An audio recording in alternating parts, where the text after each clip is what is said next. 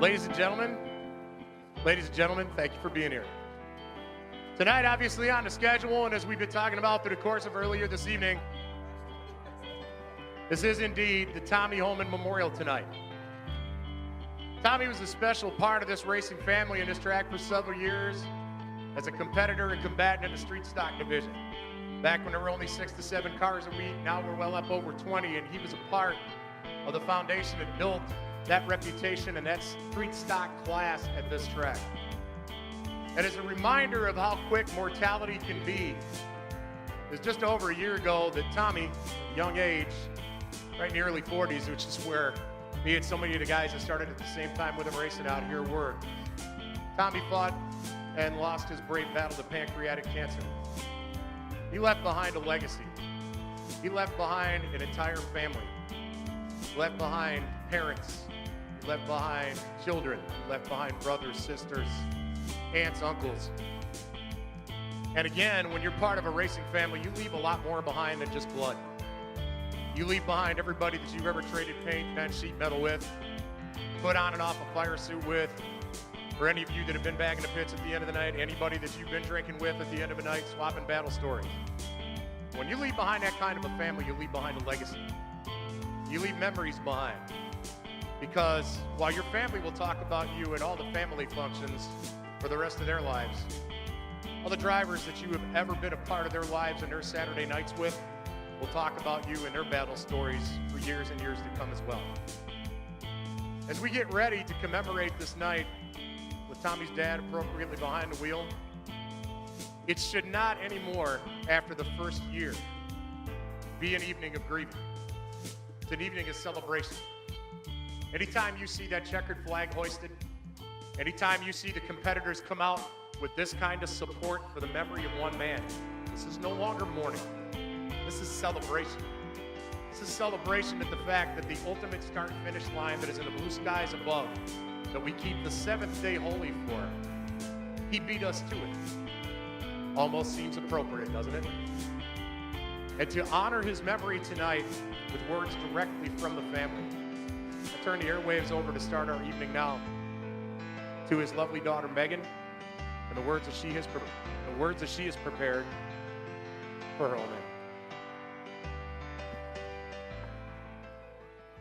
Hi, everybody.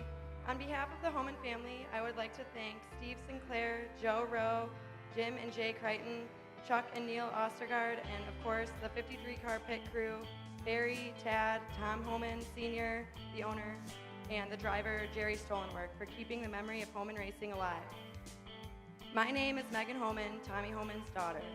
Right now, we're all sitting at my dad's favorite place in the world. He loved racing and he loved Wilmot, so I can't think of a better way to honor him than the memorial race tonight. Racing was a part of his entire life. As a kid, he used to come to this very place to see his dad and family friend Don Collins race, and he decided that he would race too. Last year, when we lost him to pancreatic cancer, we were devastated, but we chose not to dwell in the sadness. We chose to remember him and celebrate him every day that we are still on this earth. So as long as we continue to honor him and remember him, his memory will live on within us. I still can't believe that he is gone. But if you knew him, you know that he was daring, crazy, fun-loving, and brave. My grandpa, his dad, chose one word to describe him, and that is tenacious. All of those qualities made him such a great racer. So finally, thank you all for coming tonight and choosing to remember him the right way by racing. Thank you.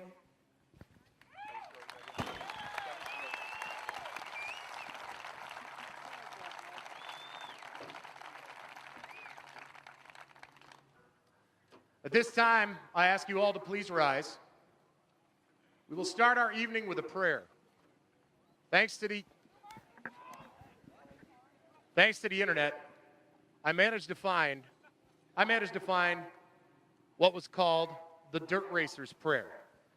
And it's actually a twist on the Racer's Prayer. A little longer, but I think for tonight's activities a little more meaningful. And after the completion of this, I ask you all to remain standing as our Boy Scout Troop number 71 from Libertyville will hoist the flag during the singing of our national anthem. And now we pray. Lord, I pray. Lord, I pray as I race today, keep me safe along the way. Not only me, but others too, as they perform the jobs they do. I know, God, in every race, I, the driver, must set the pace. Let not my desire for more speed warp my judgment and turn to greed. From green to checkered, guide me through, giving me strength to know what to do. Remind me after the race of life how to cope with all the strife. Help me accept the wins I may receive and any defeats most graciously. Ride with me, Lord. Don't allow me to lag. Guide me all the way to the checkered flag.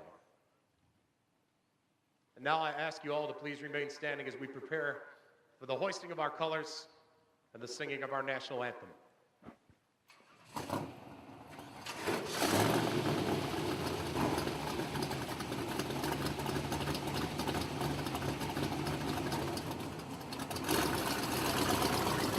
Oh, say, can you see by the dawn's early light what so proudly we hailed at the twilight's last gleaming, whose broad stripes and bright stars through the perilous fight o'er the ramparts we watched were so gallantly streaming, and the rocket's red glare, the bombs bursting in air, gave proof through the night that our flag was still there.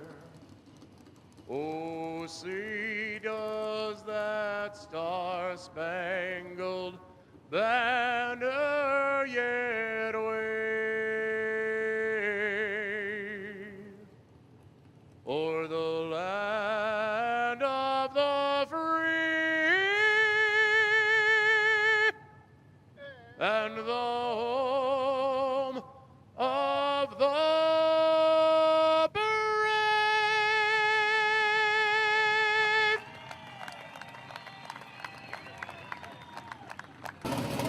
Tommy Homan Sr., Tom Homan's father, will take the 53 car on a few high-speed hot laps around the hallowed halls of Wilmot Raceway to commemorate the life of his son as we get ready to commemorate him through our racing activities tonight. Thank you all for coming here to be part of a special part of our family's night and a very special part of the Homan family's night.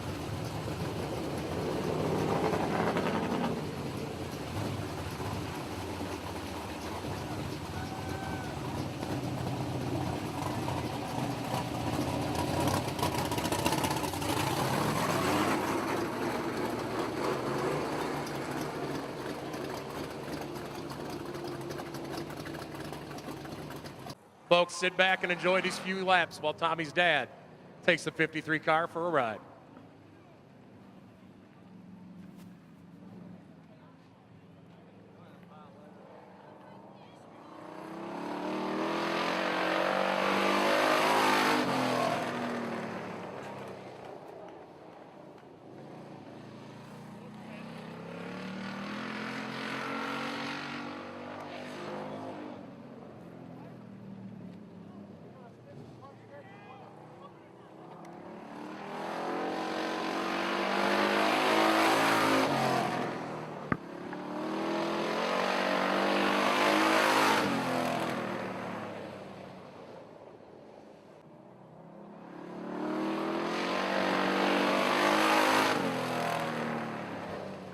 On behalf of our family and for the whole Homan family, how about putting it together